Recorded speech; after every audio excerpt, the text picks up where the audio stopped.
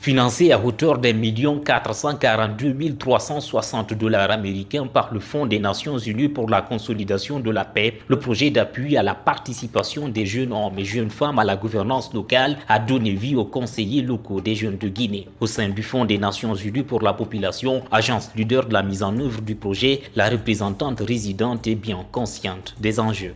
Aujourd'hui, il y a le plus grand pourcentage de la population qui est jeune, le plus grand jamais vu dans l'histoire de l'humanité. Ça, déjà, c'est un grand élément. En deuxième lieu, tous les pays du monde, en 2015, ont décidé que le développement durable dépend de plusieurs facteurs. Dont un, c'est l'inclusion, et ne laisser personne derrière. Et aussi l'importance de la paix pour le développement durable. Et si on prend tous ces différents éléments, on sait que l'inclusion de la jeunesse pour un développement durable et pour la paix est essentielle. D'où est la vraie justification et la vraie origine de ce programme.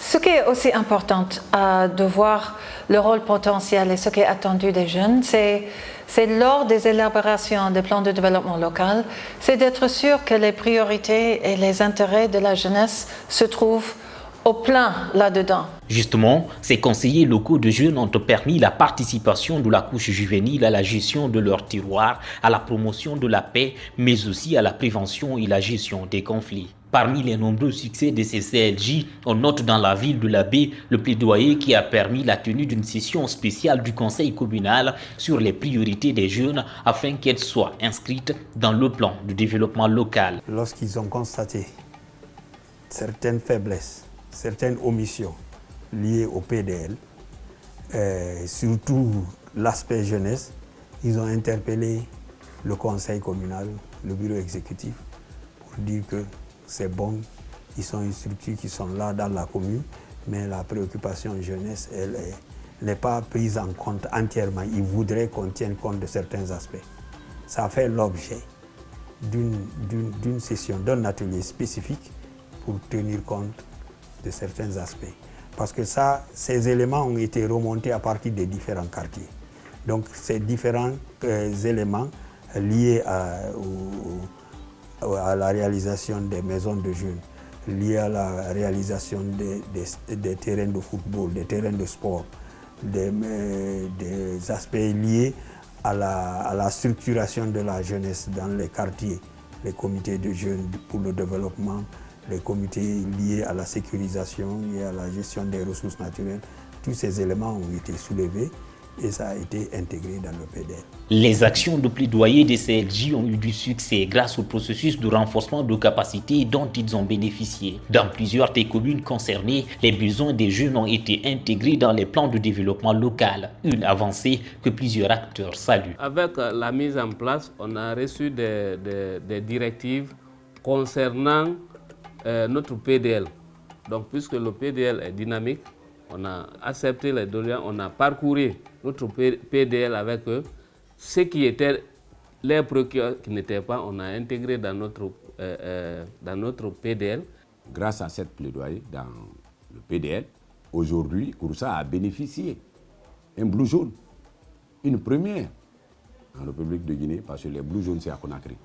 Mais si vous voyez qu'on a eu blue jaune à l'intérieur du pays, c'est grâce à la participation de cette jeunesse qui a demandé des lieux de récréation pour sa structure, pour ceux qui l'ont mandaté pour être au niveau de la commune aujourd'hui. À chaque session CLJ, on a prévu un temps pour le conseil local de s'exprimer, puisque pour le moment, ils sont les représentants directs des jeunes. Et au-delà de ça, grâce à l'appui des partenaires, ils ont mené certaines activités dans le cadre de la sensibilisation pour la paix. Nous avions organisé des focus de groupe dans les différents quartiers et districts pour réellement recueillir les besoins majeurs et spécifiques des jeunes. Après l'identification des besoins, nous avions présenté en plénière, en invitant les conseillers. Le maire s'est fait représenter par son premier vice-maire et nous avions présenté ce document de plaidoyer des jeunes qui a été intégré dans le programme de développement local. depuis leur installation jusqu'à l'heure où nous sommes, nous travaillons en synergie. Tout ce qu'on fait à la commune, cette structure-là est associée à ça. On fait tout ensemble, on marche ensemble, on descend ensemble, on monte ensemble. Pour la prise de décision, que ça concerne la jeunesse ou la communauté, elle est associée, elle nous appuie, elle nous accompagne. Les conseillers locaux des jeunes ont bénéficié aussi de ressources financières pour mener à bien leur mission. Mais ils ne se sont pas limités aux activités financées par les partenaires techniques et financiers. Dotés de matériel pour générer des activités génératrices de revenus, ils ont, en fonction des besoins ressentis, déroulé des initiatives sur fonds propres. Il est à souligner que notre plan d'action de l'année 2020 était composé de 11 activités. Et de nos jours, nous avons pu réaliser 8 sur ces 11 activités, dont 4 activités avec l'appui technique et financier des partenaires qui accompagnent les CLJ et 4 activités sur les 8 financées par les fonds propres du Conseil local des jeunes de la commune urbaine de Labé. Depuis notre installation, comme vous le savez, chers collègues, on a commencé d'abord par mettre en place des points focaux, des représentants dans le secteur que nous avons appelés des points focaux. Ces points focaux-là, l'idée est venue d'où? C'est pour que l'information passe et que nous soyons informés de tout ce qui se passe dans les secteurs à la seconde, s'il faut. Parce que nous sommes des représentants des districts et nous ne pouvons pas être au courant automatiquement de ce qui se passe dans un secteur qui est un peu loin, par exemple, du centre du district. Donc nous avons pensé que c'est nécessaire de nous mettre en place ces points focaux qui représentent les CLJ dans chaque secteur, qui sont chargés de jouer le même rôle que nous jouons au sein de la commune. Une autre mission assignée aux conseillers locaux, c'est la promotion du genre, l'équité et l'égalité des sexes. Dans les différents bureaux exécutifs, les jeunes femmes jouent un rôle important pour le maintien de la paix. Elles incitent continuellement leurs pairs à participer activement à la gouvernance locale.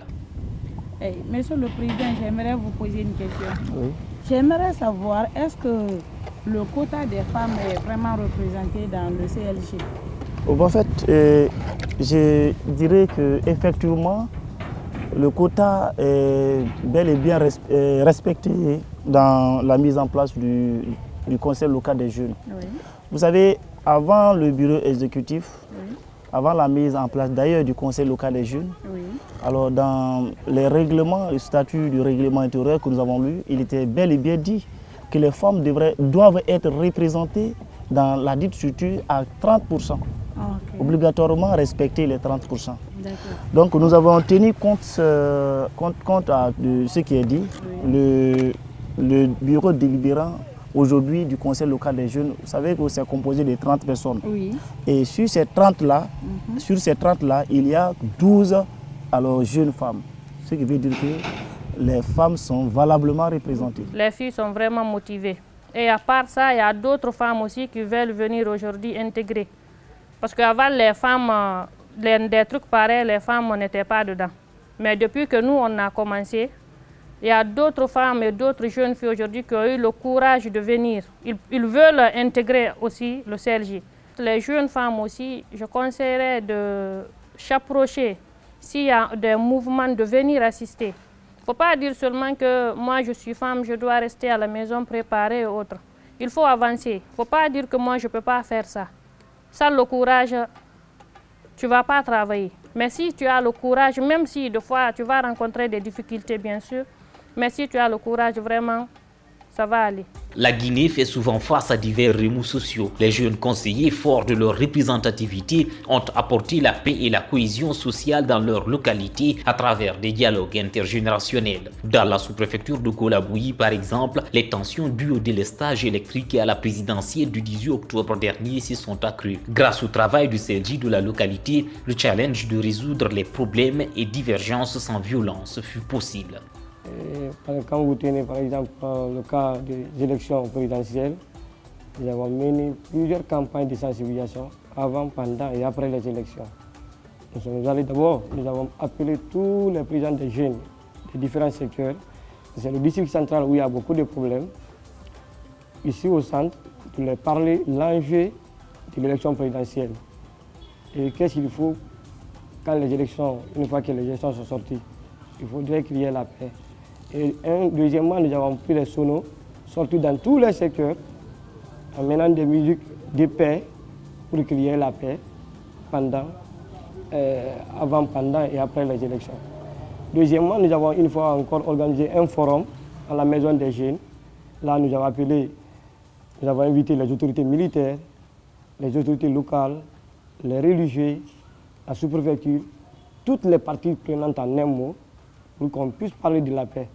Parce que vous n'avez pas comme avant les élections, Kolba a connu une crise, qui était le problème de courant.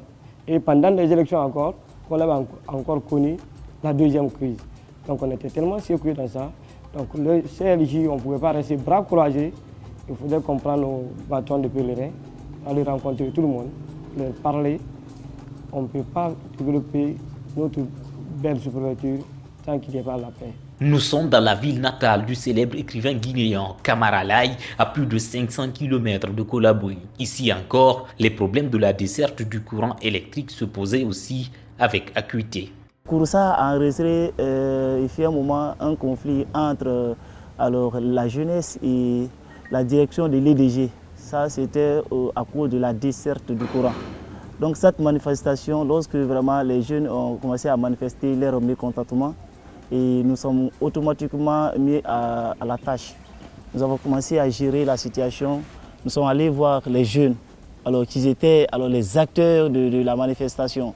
Avant vraiment que la chose ne dégénère, nous sommes allés voir pour qu'on parle à table. Mais heureusement, quand nous sommes allés, il a été question d'aller voir les autorités. On s'est mis automatiquement à la tâche. On a pris quelques leaders aussi. Nous sommes allés ensemble discuter avec le maire pour que vraiment on ait une suite favorable. Et à l'issue de ça, nous sommes restés en attente. Il n'y a pas eu de gain de cause directement. Et les jeunes ont programmé une autre date. Alors, lorsque nous avons su vraiment que la sortie était inévitable, le CLJ, par ma voix, nous avons automatiquement appelé nos correspondants un peu partout pour qu'on prenne part à la sortie. Pourquoi prendre part à la sortie? C'était pour modérer. Et quand nous sommes allés, nous avons eu à encadrer la manifestation. Ça a été une manifestation de jamais vue. C'est-à-dire quoi? Une manifestation plus pacifique que le mot. Même une seule pierre n'a pas été touchée pour jeter. Donc après tout, il y a eu beaucoup de... Mais en tout cas, la manifestation a été appréciée. On n'apprécie pas une manifestation, mais notre manifestation a été appréciée parce que c'était une première manifestation de nature pacifique de la sorte. Concrètement, les conseils locaux de jeunes ont mené assez d'activités de sensibilisation, assez d'activités, je dirais même de médiation entre les différents acteurs de conflit, qui a facilité le travail des autorités derrière pour prévenir au maximum des conflits dans ces localités. Ces CLJ ont été de véritables instruments pour remettre la voix et les besoins des jeunes au cœur du développement local. L'inclusion et le caractère innovant du projet ont permis, selon Seni Damba, conseiller principal du ministre de la Jeunesse, de doter les mairies de véritables instruments de travail. Le projet a permis de doter ces communes-là d'un outil de travail, que sont ces CLJ, qui sont des véritables outils de travail, qui sont à la fois au service des jeunes, mais aussi au service des collectivités. Cela est extrêmement important, puisque aujourd'hui, les collectivités n'ont pas de difficulté à savoir, voilà au niveau de nos communes, au niveau de notre circonscription géopolitique, voilà les réels problèmes auxquels les jeunes sont confrontés. Les conseils locaux de jeunes ont permis aux responsables des collectivités locales, mais aussi aux responsables des services déconcentrés, de comprendre comment les jeunes peuvent être de véritables vecteurs de paix dans leur localité. Du côté des structures de la société civile qui ont participé à la mise en œuvre du projet, les enseignements sont multiples. Ça nous a réconforté dans notre conviction de dire que les jeunes aujourd'hui, s'ils sont organisés, s'ils sont écoutés, s'ils sont compris et accompagnés, ils sont vraiment la véritable force de développement. Et nous avons vu par endroits dans les communes où les jeunes, au-delà de cette mission de consolidation de la paix, ont eu à initier des activités à haut fort d'impact qui partent dans le sens de l'inclusion financière, mais aussi dans le cadre du développement de leur localité. Et secondo, nous-mêmes, ça nous a permis aujourd'hui d'apprendre assez de choses en termes de développement local, de comprendre combien de fois aujourd'hui la dynamique de développement doit partir de la base vers là-haut, avec un processus beaucoup plus participatif et inclusif où les jeunes sont au cœur du processus de développement. Malgré ce bilan élogieux et qui satisfait tous les acteurs, 2 communes n'ont pas vu leur CLJ installé. Mais selon le coordonnateur national du secrétariat du Fonds de consolidation de la paix des Nations Unies en Guinée, ce défi sera bien relevé. Il y a quand même 2 localités qui n'ont pas pu mettre en place leur conseil. Nous l'avons constaté pendant nos tournées, j'allais dire nos missions sur le terrain. C'est à Sigiri et à Kintian. Pour des raisons différentes d'une localité à une autre, je pense que ces questions pourront être très très rapidement surmontées pour permettre aux jeunes d'avoir un lien beaucoup plus rapproché avec les autorités communales de ces 2 localités. De l'avis de plusieurs autorités locales, l'extension de ce projet aux autres communes de la Guinée permettrait d'accroître davantage la participation des jeunes à la gouvernance locale. Ce projet a été une réussite. Est-ce qu'on passera à l'échelle? C'est une question, à mon avis, que les autorités nationales guinéennes et les agences pourront examiner. Notre souhait en tant que Fonds de consolidation de la paix serait que cette expérimentation puisse s'élargir à l'ensemble des communes de Guinée. Toutes les autorités rencontrées, les autorités dont les communes sont bénéficiaires de ce projet, sollicitent aujourd'hui vraiment la durabilité, la pérennité de ce projet. Du côté du ministère de la Jeunesse et de l'avis même des partenaires qui nous accompagnent sur ce projet, il y a une réelle volonté de poursuivre cet accompagnement. Si on nous demande si c'est un contrat pour un temps, il ne faut même pas que ça termine.